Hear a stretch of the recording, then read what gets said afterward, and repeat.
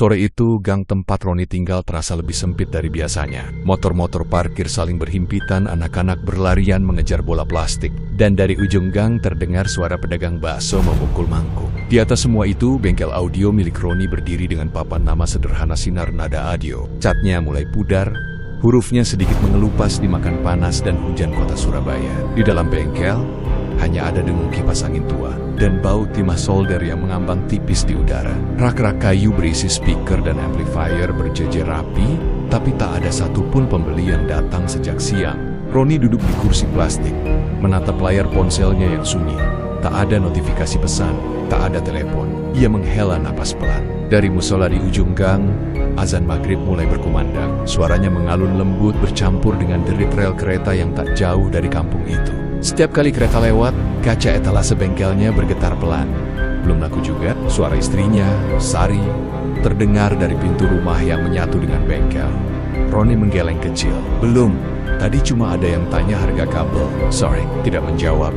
Ia hanya berdiri sebentar, lalu kembali masuk. Roni tahu istrinya sedang menghitung uang belanja di dapur. Beras tinggal setengah karung kecil. Gas, hampir habis. Besok anak mereka, Fikri, harus membayar uang daftar ulang sekolah. Roni menoleh ke arah rak speaker paling atas. Ia ingat saat pertama kali membuka bengkel ini 5 tahun lalu. Waktu itu ia masih bekerja sebagai teknisi di toko audio besar di pusat. Setelah merasa cukup pengalaman, ia memberanikan diri membuka usaha sendiri di depan rumah kontrakan. Awalnya ramai. Banyak pelanggan dari kampung sebelah datang untuk memasang sound system mobil atau sekadar memperbaiki speaker rusak. Tapi sejak toko besar membuka cabang baru dengan promo besar-besaran, pelanggannya satu persatu menghilang. Mereka tempat yang lebih terang, lebih luas, dengan cicilan kartu kredit. Kereta lewat lagi. Getarannya membuat beberapa speaker berdenting halus, seperti suara napas panjang yang tertahan. Roni bangkit, memeriksa salah satu amplifier. Ia memutar knob volume, memastikan semuanya masih berfungsi. Suara statis kecil terdengar, lalu senyap kembali. Bengkelnya seperti menunggu sesuatu yang tak kunjung datang. Malam turun perlahan. Lampu-lampu rumah di gang menyala satu persatu.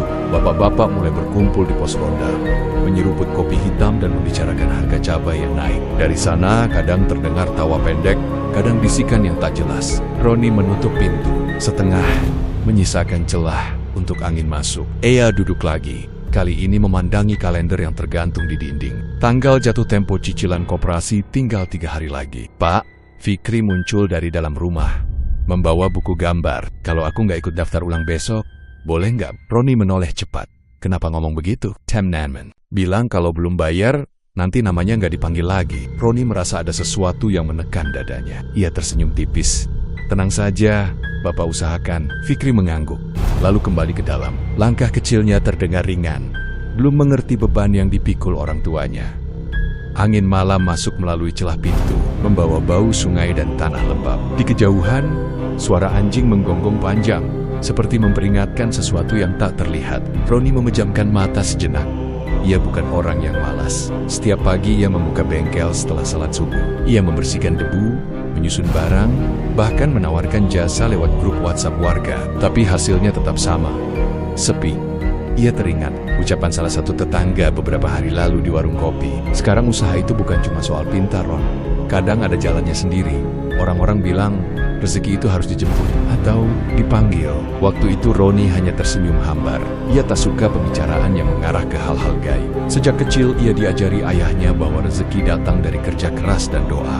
Pagi itu udara kampung terasa lembab setelah hujan semalam. Genangan kecil masih tersisa di ujung gang. Roni membuka pintu bengkel lebih awal dari biasanya. Ia menyapu lantai menggelap heteles dan menyalakan satu persatu perangkat untuk memastikan semuanya berfungsi. Suara dengung halus dari amplifier terdengar seperti napas panjang yang dipaksa tenang. Belum ada pelanggan. Dari luar, suara ibu-ibu menyapu halaman bercampur dengan obrolan ringan tentang harga minyak goreng yang naik lagi. Seorang tukang sayur lewat sambil meneriakkan dagangannya. Hidup di kampung itu berjalan seperti biasa, seolah tidak peduli dengan kegelisahan Roni.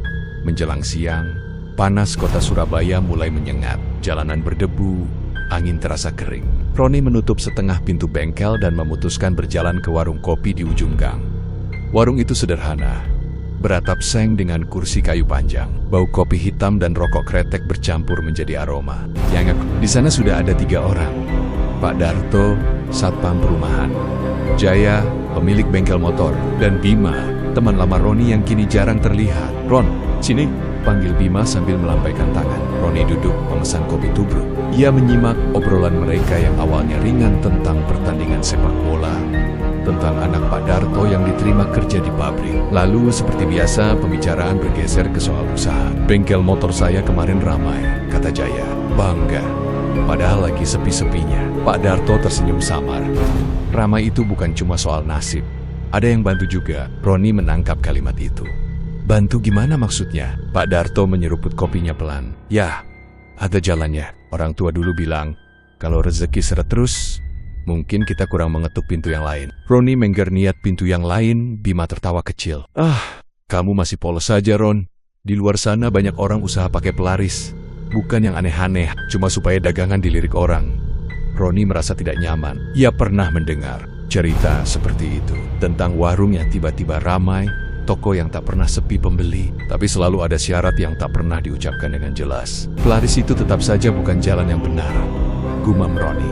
Bima menatapnya lebih serius. "Benar atau tidak, tergantung niatnya. Kamu lagi butuh uang kan? Utang koperasi belum lunas, biaya sekolah Fikri juga belum." Roni, ia tak pernah bercerita detail.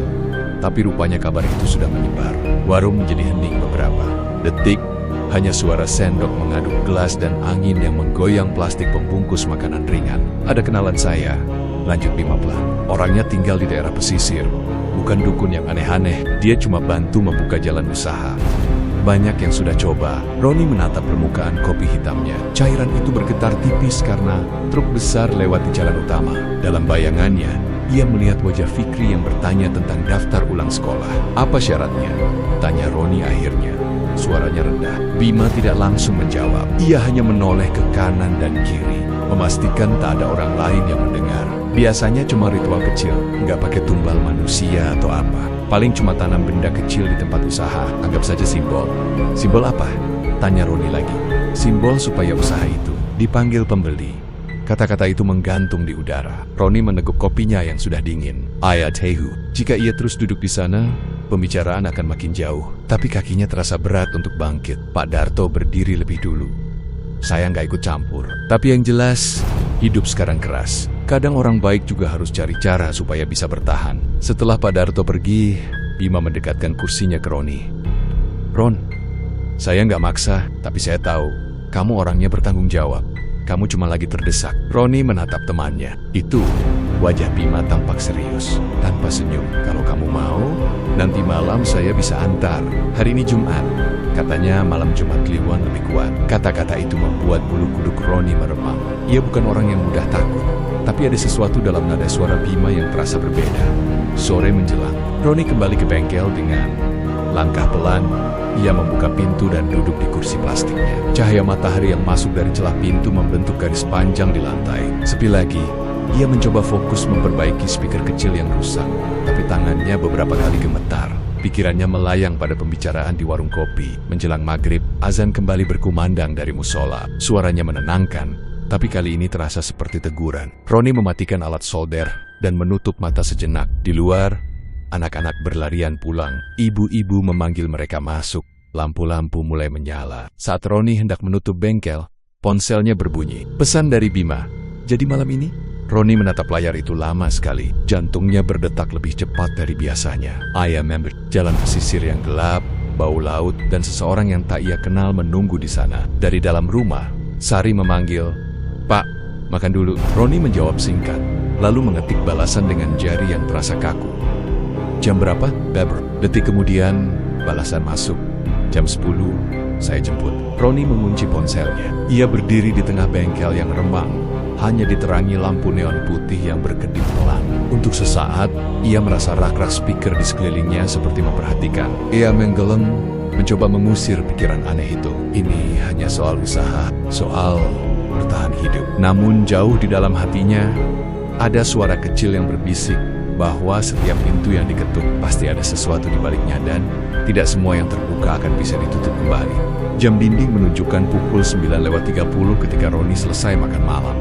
Ia tidak banyak bicara. Sari sempat bertanya kenapa wajahnya terlihat tegang.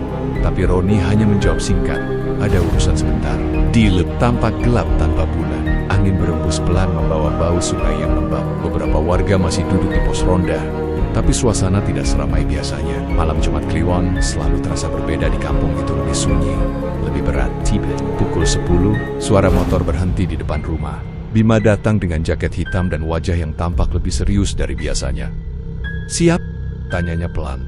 Roni mengangguk. Ia pamit pada Sari dengan alasan membeli komponen di daerah pesisir. Sari hanya berpesan agar hati-hati, cepat, menyiratkan kekhawatiran. Meski ia tidak tahu tujuan sebenarnya.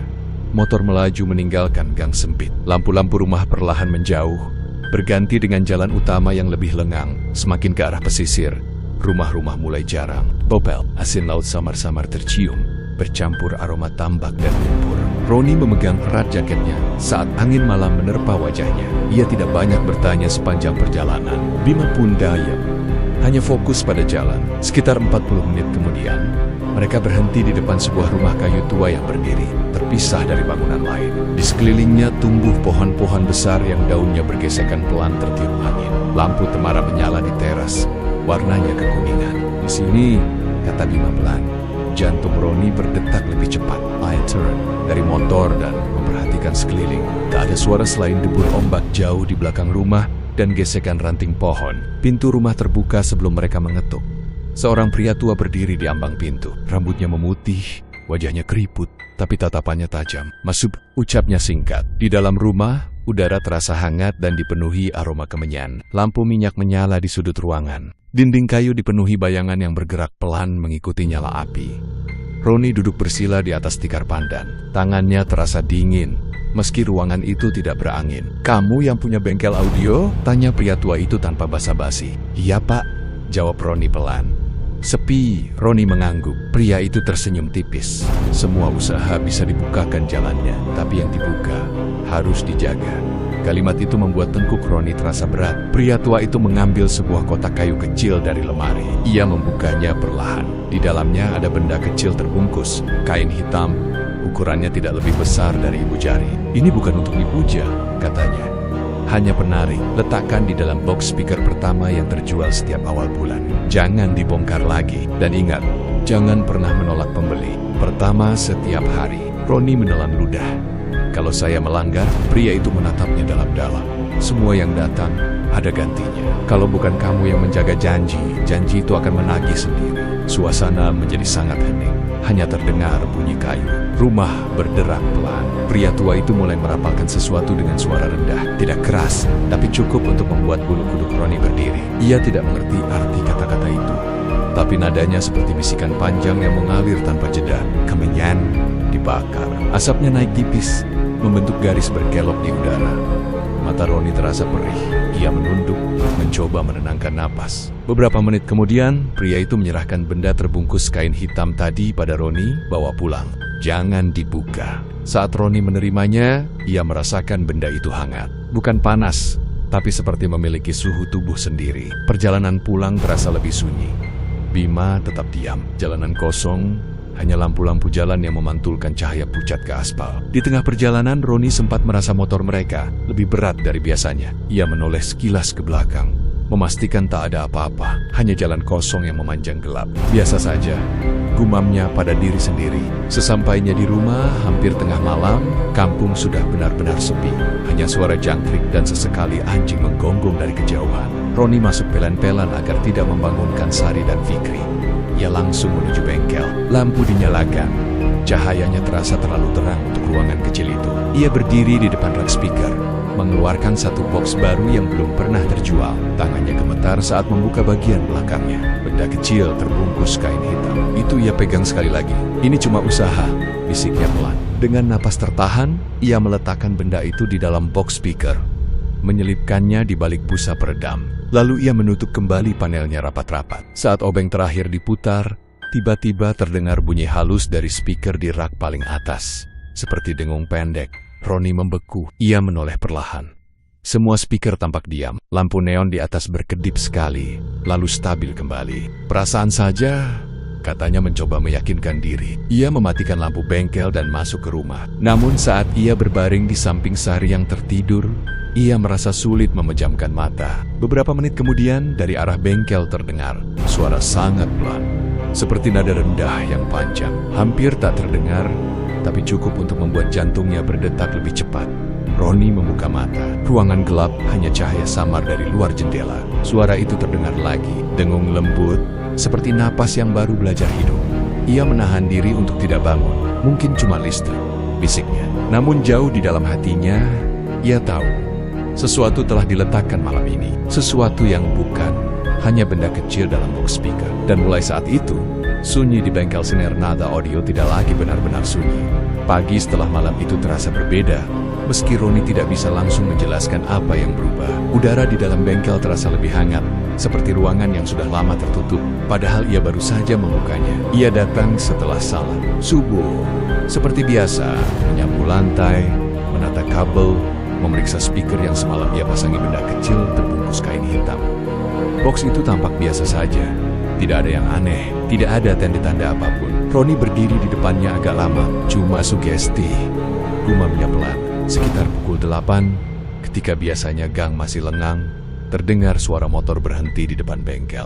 "Permisi mas, bisa pasang audio mobil?" tanya seorang pria muda dengan jaket ojek online.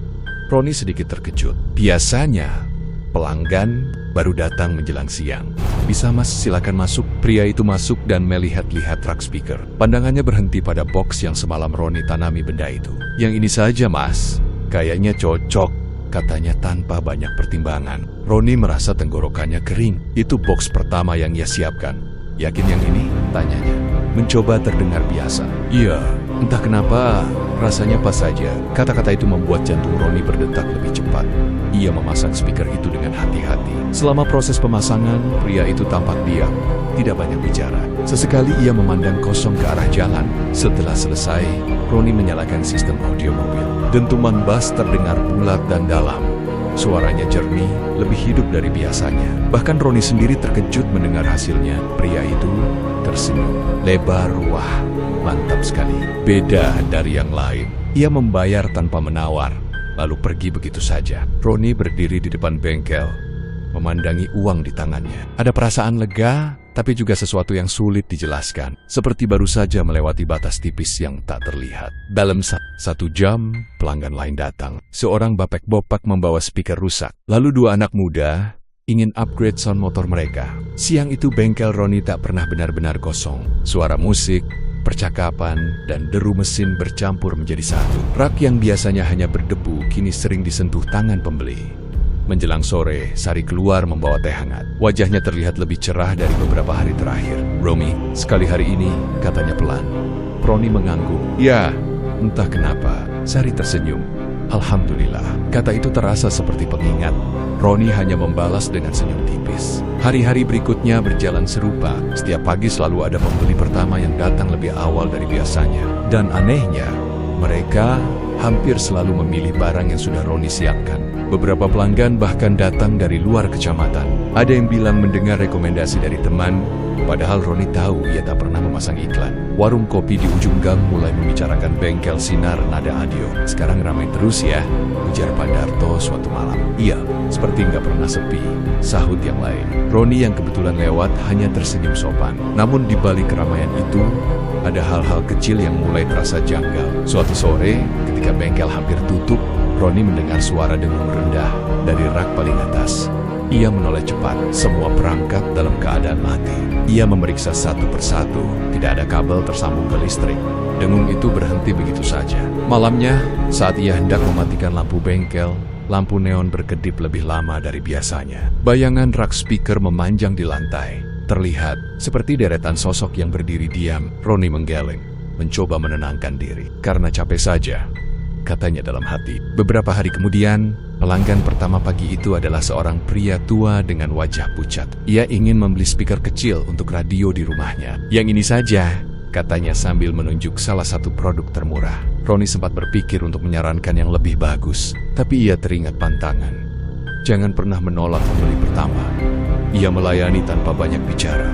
Saat pria itu pergi, Roni merasa ada hawa dingin menyentuh tengkuknya. Siang harinya, ia mendengar kabar dari Jaya di warung kopi bahwa pria tua itu jatuh pingsan di jalan tak lama setelah pulang. Katanya tiba-tiba lemas, ujar Jaya. Roni terdiam. Ia tak tahu kenapa kabar itu membuat dadanya terasa sesak.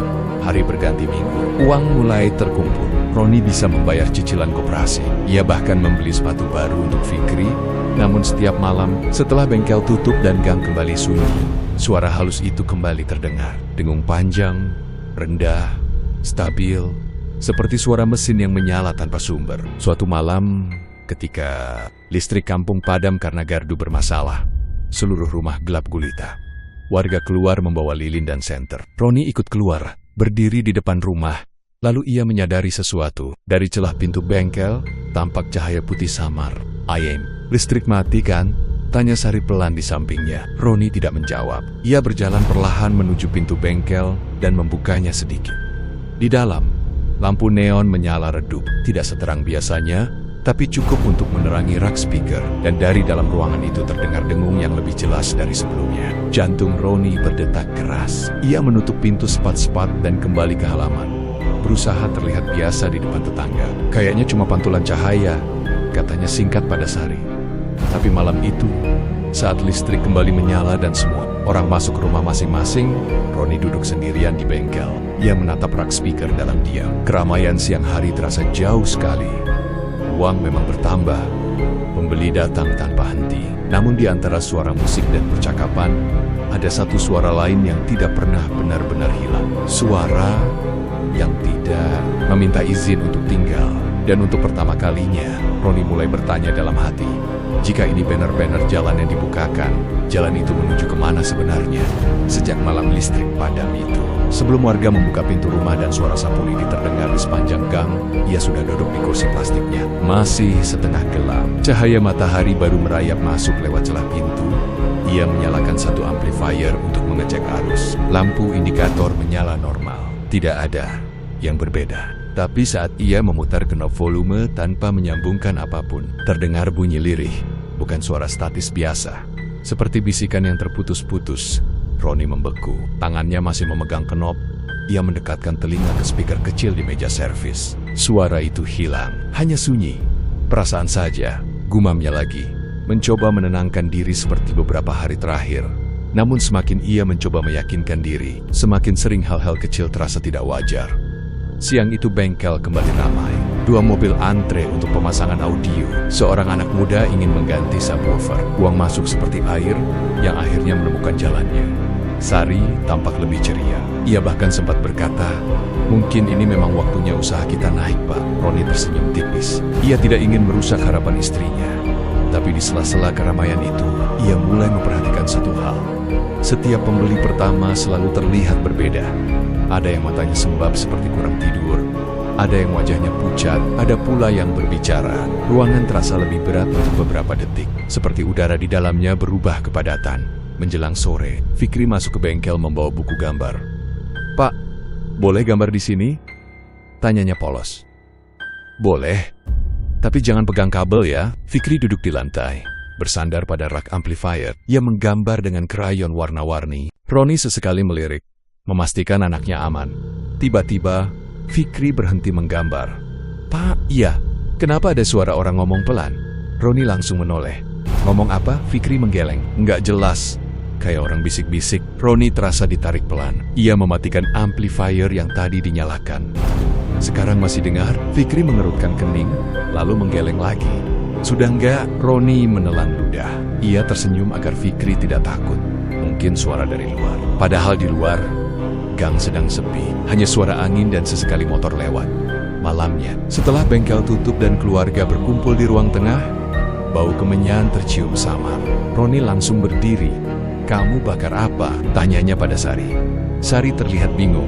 Enggak bakar apa-apa, bau itu tipis, tapi jelas. Seperti sisa asap yang menempel di udara. Roni berjalan ke arah bengkel. Pintu sudah terkunci. Ia membuka. Perlahan, ruangan gelap hanya diterangi cahaya lampu dari rumah. Tidak ada asap, tidak ada sumber bau. Namun saat ia melangkah masuk, suara dengung itu terdengar lagi. Lebih rendah, lebih panjang. Seperti suara napas dalam ruangan kosong. Roni berdiri di tengah bengkel. Rak-rak speaker tampak diam. Bayangan mereka jatuh ke lantai, membentuk garis-garis hitam yang tak beraturan.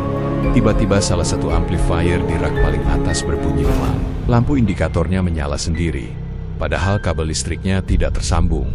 Ronnie mendekat dengan langkah pelan. Tangannya terulur, tapi berhenti beberapa sentimeter sebelum menyentuh alat itu. Lampu indikator berkedip sekali, lalu mati. Sunyi kembali. Ia mundur selangkah. Di luar, terdengar suara kentongan ronda dipukul 3 kali. Tanda jam 11 malam, Ronnie mematikan lampu bengkel dan menutup pintu dengan cepat. Saat ia berbaring di samping Sari, ia tak bisa memejamkan mata. Setiap kali hampir tertidur, ia merasa seperti ada getaran halus di dinding, seperti suara bas yang sangat jauh tapi terus-menerus ada. Beberapa hari kemudian, bisik-bisik warga mulai terdengar lebih jelas. Bengkel Ronnie kok sekarang nggak pernah sepi ya? Dulu biasa saja, rezeki memang ada yang berubah cepat. Ucapan-ucapan itu tidak disampaikan langsung kepadanya, tapi Ronnie bisa merasakannya dari tatapan orang-orang di warung kopi. Suatu sore, Pak Darto mendekatinya. "Ramai terus ya?" tanyanya dengan nada datar. "Iya, Pak. Alhamdulillah," jawab Ronnie. Pak Darto tersenyum kecil, tapi matanya meneliti rak speaker di dalam bengkel. "Jaga saja baik-baik, Ron. Kadang yang terlalu ramai itu bukan cuma pembeli." Kalimat itu membuat punggung Ronnie meremang. Malam berikutnya hujan turun deras. Air mengalir di selokan kecil depan rumah. Listrik tidak padam, tapi lampu neon bengkel berkedip lebih sering. Ronnie berdiri di depan rak amplifier. Ia merasa harus memastikan semuanya normal. Saat ia hendak mematikan lampu, suara itu muncul lagi. Bukan hanya dengung, kali ini terdengar seperti desahan panjang yang disertai bisikan samar. Tidak jelas kata-katanya, tapi nadanya seperti panggilan Ronnie. Memejamkan mata, nafasnya berat. "Cukup," bisiknya pelan, entah kepada siapa. Tiba-tiba seluruh speaker di ruangan mengeluarkan bunyi pendek bersamaan, seperti detak jantung yang dipukul serempak. Ronnie tersentak mundur. Lalu semuanya kembali sunyi. Hanya suara hujan yang tersisa. Ia berdiri lama di sana, menyadari sesuatu yang tak ingin ia akui. Keramaian yang datang setiap hari bukan sekadar keberuntungan, dan suara yang muncul setiap malam bukan sekadar gangguan listrik. Ada sesuatu yang sedang menagih perhatian, sesuatu yang tidak terlihat, tapi terasa semakin dekat. Dan untuk pertama kalinya, Ronnie mulai takut bukan karena kehilangan uang, melainkan karena tidak tahu lagi apa yang sedang ia pelihara di dalam bengkelnya sendiri. Pagi itu Ronnie bangun dengan kepala berat. Ia bermimpi semalam, tapi potongannya kabur. Yang ia ingat hanya suara bas panjang, seperti dentuman jantung raksasa, dan rak-rak speaker yang berdiri lebih tinggi dari biasanya, mengelilinginya seperti tembok. Ia duduk di tepi kasur. Dari dapur terdengar suara Sari menanak nasi. Bau bawang goreng tercium tipis. Semuanya tampak biasa, tapi di dalam dadanya ada rasa tidak biasa, seperti sedang menunggu sesuatu yang belum terjadi. Ronnie membuka bengkel lebih cepat dari biasanya. Ia berdiri di depan pintu, menghela napas panjang sebelum menggeser rolling door. Belum sepenuhnya pintu terbuka, seorang pria sudah berdiri di depan. "Mas, sudah buka?" tanyanya cepat. Ronnie terkejut. "Sudah, Pak. Silakan." Pria itu masuk tanpa banyak bicara. Wajahnya pucat, rambutnya sedikit berantakan. Ia menunjuk salah satu speaker yang tergantung di rak yang itu saja. Ronnie memperhatikan jam di dinding. Pukul 6:20. Terlalu pagi untuk pelanggan biasa. Ia teringat pantangan. "Itu, jangan pernah menolak pembeli pertama." "Baik, Pak." Saat Ronnie membungkus speaker itu, pria tersebut berdiri diam. Setelah membayar, ia keluar dengan langkah cepat. Ronnie berdiri beberapa detik di ambang pintu, memperhatikan pria itu pergi. Matahari belum sepenuhnya naik, gang masih setengah sepi. Entah kenapa, setelah pria itu menghilang dari ujung gang, ruangan bengkel terasa lebih berat, seperti ada sesuatu yang tertinggal. Siang harinya, kabar datang dari Jaya di warung kopi. Ron, tadi pagi ada orang jatuh dari motor di perempatan dekat pasar. Kayaknya yang beli speaker di tempatmu." Sama jaketnya. Ronnie tidak langsung menjawab. Tangannya yang memegang gelas kopi terasa dingin. "Masih hidup?" tanyanya pelan. "Hidup, tapi luka parah." Kata-kata itu berputar di kepala Ronnie sepanjang hari. Ia kembali ke bengkel dengan pikiran tidak tenang. Ia mencoba bekerja seperti biasa, melayani pelanggan, memasang audio, tersenyum saat dibayar. Namun setiap kali pembeli pertama hari itu pergi, kabar buruk seperti mengikuti dari belakang. Beberapa hari kemudian, seorang ibu-ibu membeli speaker kecil untuk warungnya. Ia datang pagi-pagi sekali, sebelum orang lain. Sore harinya terdengar kabar warung itu kemasukan maling malam sebelumnya. Padahal baru pasang speaker baru ya, bisik ibu-ibu di gang. Roni mulai menghitung dalam hati. Bukan semua pembeli mengalami sesuatu, tapi cukup sering untuk membuatnya merasa ada pola. Dan pola itu selalu dimulai dari pembeli pertama. Malamnya, Roni duduk sendirian di bengkel setelah tutup. Lampu neon menyala pucat. Truk amplifier berdiri diam seperti biasa. Ia membuka laci meja kerja dan mengambil buku kecil tempat ia mencatat transaksi. Ia menelusuri tanggal-tanggal pembeli pertama. Kecelakaan, kejadian sial, masalah, tidak semua, tapi terlalu sering untuk dianggap kebetulan. Semua yang ada gantinya. Kalimat pria tua itu terngiang kembali di kepalanya. Roni memijat pelipisnya. Tidak mungkin, gumamnya. Tapi tepat saat ia berdiri untuk mematikan lampu, suara itu muncul lagi. Bukan sekadar dengung. Kali ini seperti suara dua nada rendah yang saling bertubrukan. Duum, berirama pelan. Roni menoleh ke arah rak paling atas. Salah satu amplifier menyala sendiri. Lampu indikatornya berkedip pelan, seperti mata yang membuka dan menutup. Padahal kabelnya masih tergulung rapi. Roni mendekat dengan langkah hati-hati. "Kukap," katanya pelan. Tiba-tiba, seluruh speaker di ruangan mengeluarkan suara desis pendek bersamaan. Tidak keras, tapi cukup untuk membuat dadanya bergetar. Roni mundur selangkah. "Cukup!" ulangnya lebih tegas. Lampu indikator mati. Sunyi kembali. Namun sunyi itu bukan lagi sunyi biasa. Ia terasa penuh. Malam itu, Sari terbangun karena mendengar Roni berjalan bolak-balik di ruang tengah. "Kamu kenapa, Pak?" tanyanya mengantuk. Roni duduk di sofa, wajahnya pucat. Kalau rezeki datang, tapi bikin orang lain susah, itu masih rezeki bukan? Tanyanya tiba-tiba. Sari terdiam. Maksudnya, Roni menggeleng pelan. "Gak apa-apa." Ia tidak sanggup menjelaskan. Beberapa hari kemudian, Roni mencoba melanggar pantangan. Pagi itu, pembeli pertama datang lagi. Seorang remaja yang ingin mengganti Twitter motornya. "Mas, bisa sekarang?" tanyanya. Roni menatap wajah anak itu. Masih sangat muda. Ia menarik napas panjang. "Maaf, Dik, bengkel belum siap. Datang lagi siang saja." Kalimat itu terasa berat keluar dari mulutnya. Seperti ada sesuatu yang menahan di tenggorokan. Remaja itu terlihat kecewa, tapi pergi. Ruangan berubah drastis. Lampu neon berkedip cepat. Rak speaker bergetar pelan. Dan dari dalam ruangan terdengar dentuman bass panjang yang tidak berasal dari perangkat manapun. Dum. Kaca etalase bergetar. Roni berdiri kaku di tengah ruangan. Suara itu semakin rendah, semakin dalam, seolah keluar dari lantai. Lalu tiba-tiba berhenti, hening total. Beberapa menit kemudian, ponsel Roni bergetar.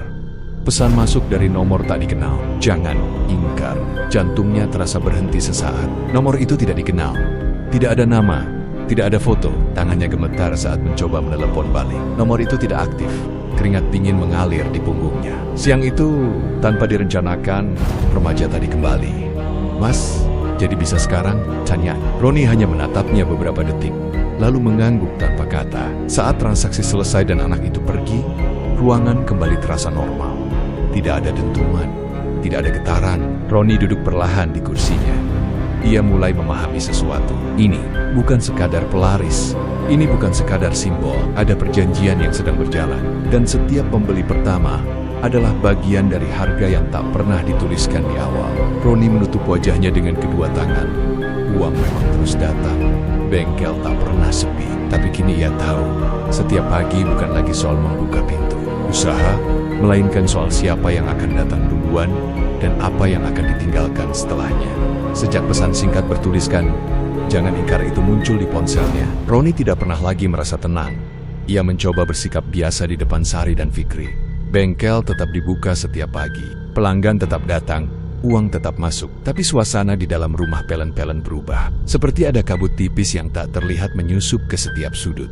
Beberapa malam terakhir, lampu bengkel sering menyala sendiri menjelang tengah malam. Awalnya, Roni mengira itu karena saklar longgar. Ia bahkan memanggil tukang listrik untuk mengecek instalasi kabel.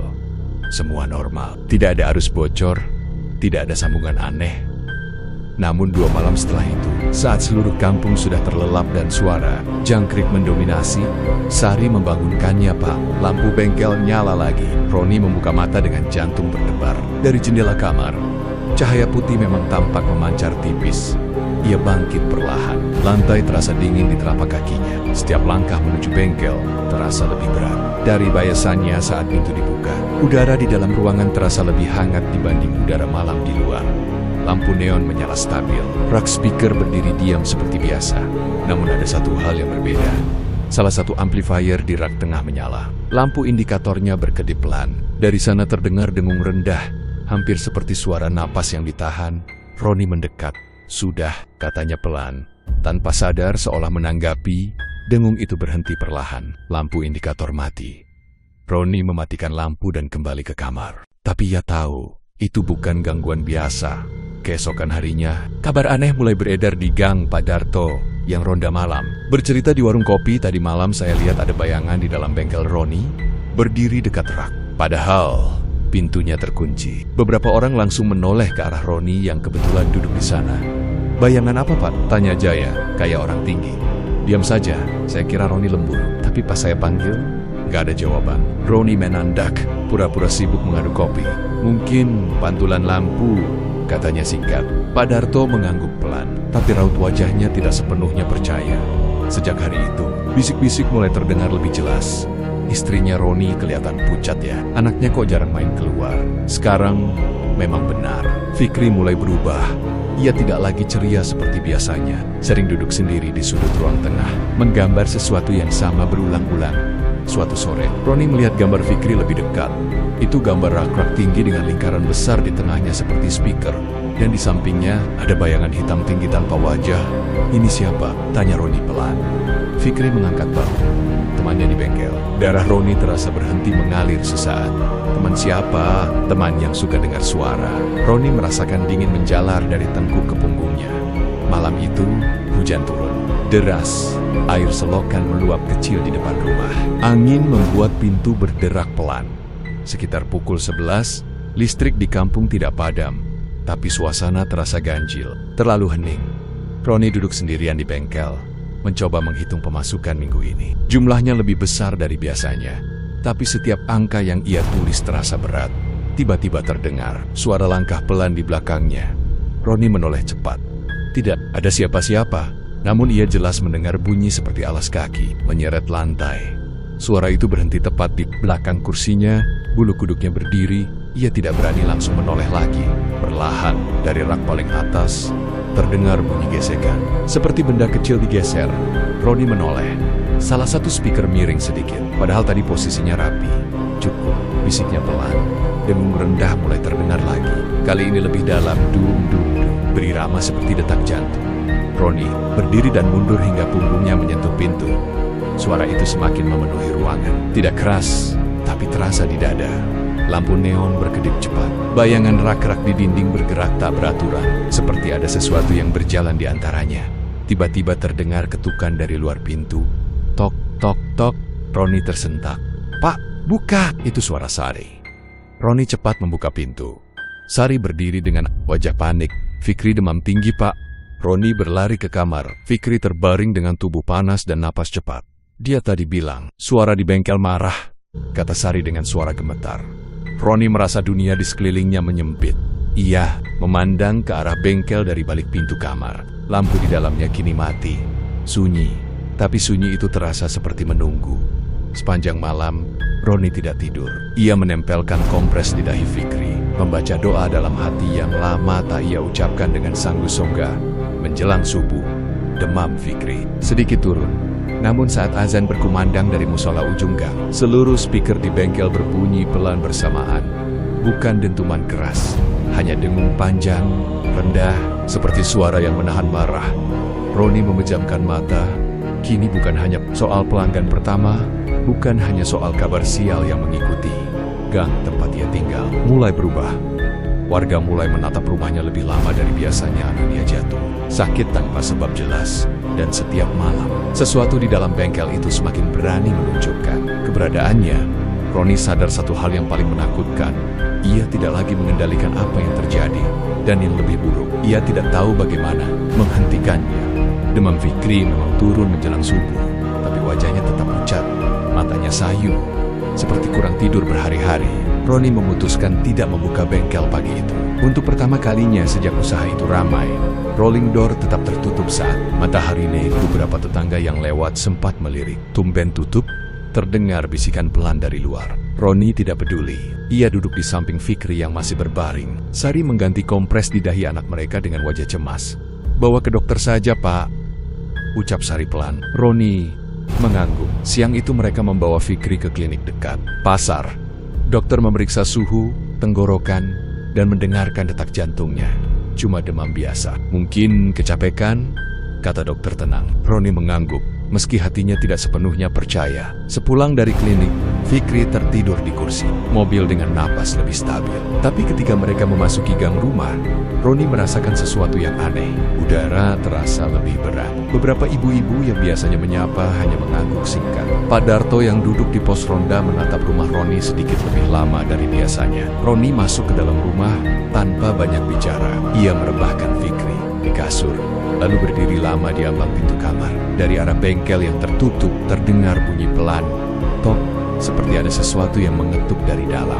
"Roni membeku, Pak," panggil Sari dari dapur. "Tidak apa-apa," jawabnya cepat, meski jantungnya berdetak kencang. Sore itu, saat Fikri bangun, ia memanggil ayahnya dengan suara pelan. "Pak," temannya marah.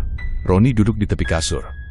"Teman siapa?" "Yang di bengkel," katanya. "Jangan tutup lama-lama." Kata-kata itu membuat dada Roni seperti ditekan dari dalam. "Kamu dengar dari mana?"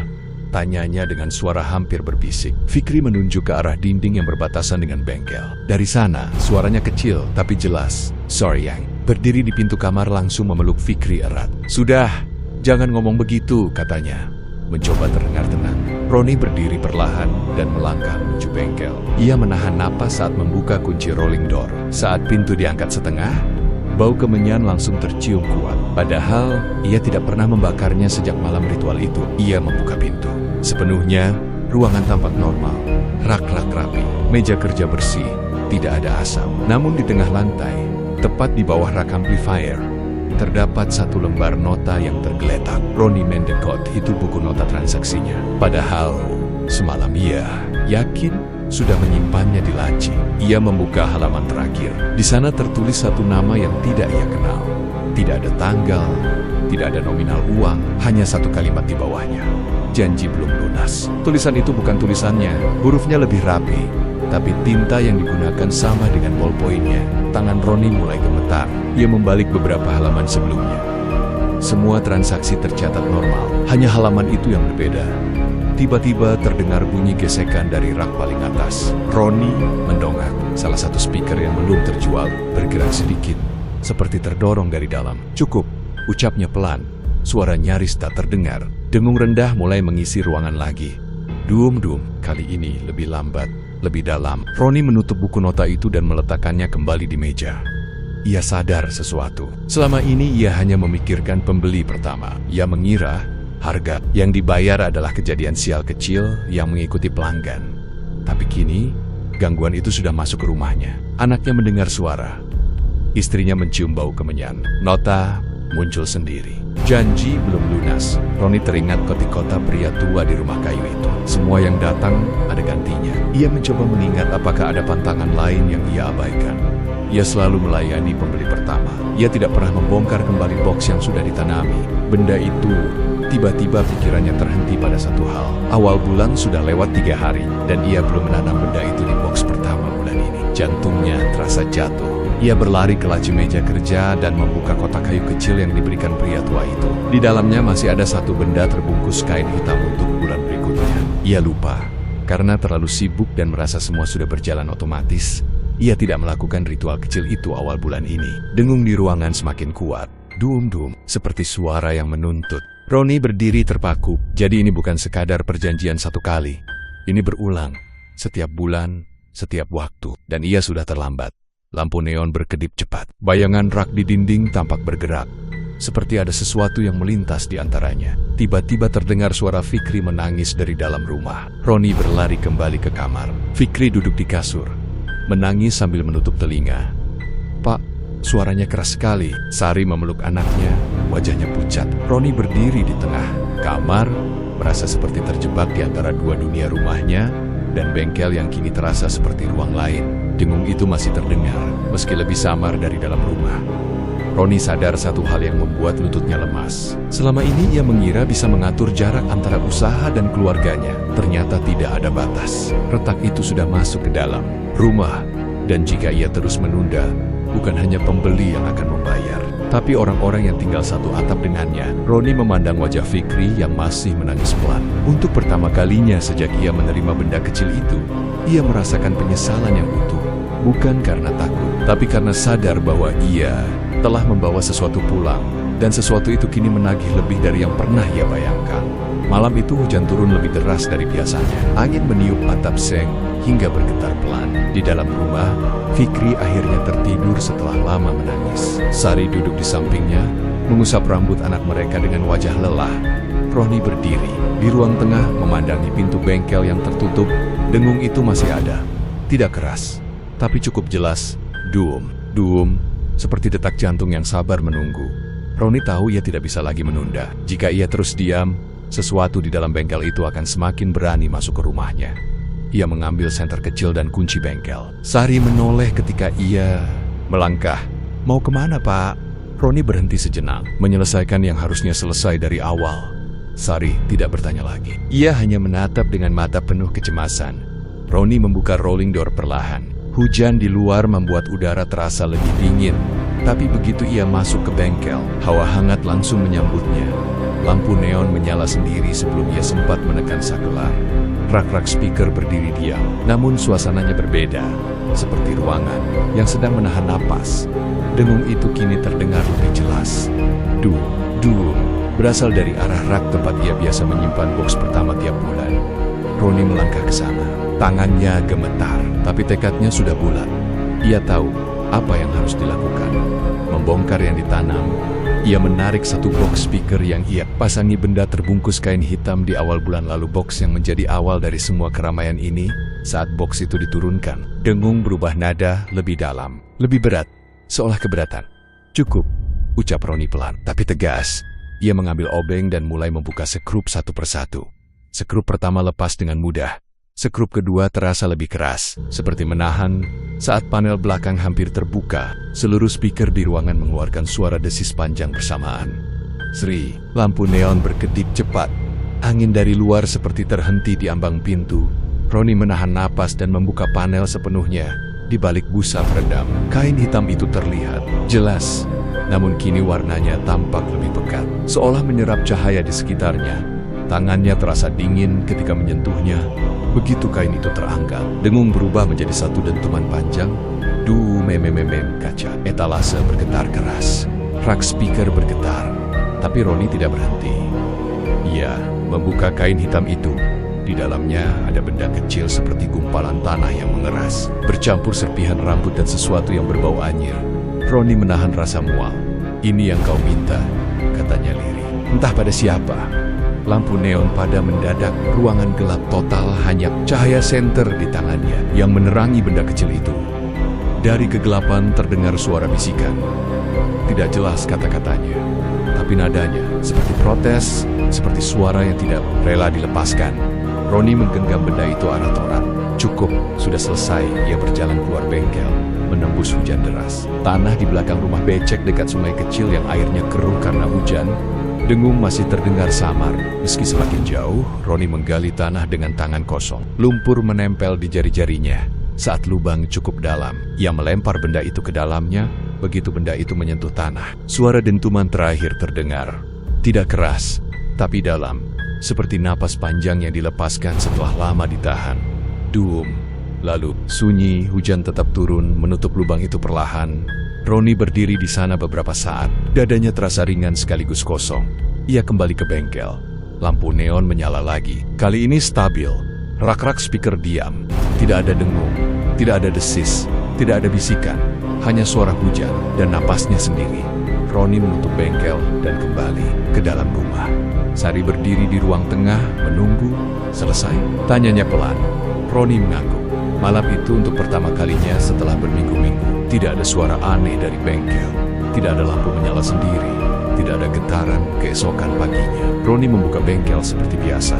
Tidak ada pelanggan yang menunggu di depan. Jam 8 lewat, sepi jam 10. Masih sepi, ia duduk di kursi plastiknya, menatap rak speaker yang kini terasa seperti benda mati biasa. Siang hari hanya satu pelanggan datang, itu pun sekadar menanyakan harga. Sore menjelang, warung kopi kembali ramai. Sepertinya bengkel Roni mulai sepi lagi, bisik seseorang. Roni mendengar, tapi ia tidak marah. Ia hanya tersenyum tipis. Malam itu, Fikri tertawa lagi saat menonton televisi. Wajahnya tidak pucat lagi. Sari memasak dengan wajah lebih tenang. Dan saat azan maghrib berkumandang dari musola ujung gang, suara itu tidak lagi bercampur dengan dengung lain. Hanya azan, hanya angin, hanya suara biasa kehidupan. Bengkel, sinar nada audio memang kembali seperti dulu, ramai sesekali, sepi lebih sering. Utang belum sepenuhnya lunas, penghasilan tidak lagi melonjak. Tapi setiap malam, rumah itu kembali menjadi rumah. Roni duduk sendirian di bengkel suatu malam, memandangi rak-rak speaker. Ia kini mengerti, pesugihan bukan sekadar transaksi gaib untuk menukar uang dengan sesuatu yang tak terlihat. Ia adalah pengkhianatan kecil yang pelan-pelan membesar, menggerogoti ketenangan, memisahkan hati dari nurani, dan membawa jarak antara manusia dengan keluarganya sendiri. Rezeki yang dipaksa datang bukanlah berkah. Ia hanya suara keras yang menutupi bisikan hati. Dan Roni telah belajar bahwa lebih baik mendengar sunyi yang jujur daripada hidup dalam keramaian yang terus menagih sesuatu yang tak pernah benar-benar ia miliki.